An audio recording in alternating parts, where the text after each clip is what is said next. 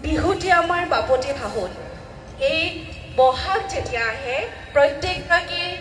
বিহুবলীয়া ৰাইজৰ প্ৰত্যেকগৰাকী অসমবাসী ৰাইজৰ মন উলহ মালহ আনন্দেৰে ভৰি পৰে লগতে প্ৰকৃতিৰ ৰূপ সলাই বুলি কয় প্ৰকৃতি উৰ্বৰা হয় বিহু আমাৰ স্বাভিমান বিহু ইতিমধ্যে আমাৰ বিশ্ব দৰবাৰত স্থান পাইছে প্ৰত্যেকগৰাকী অসমীয়া হিচাপে আমি গৌৰৱ বোধ কৰোঁ নহয় জানো হয়নে নহয় কওকচোন আৰু মই পোন প্ৰথমতে বিচাৰিছোঁ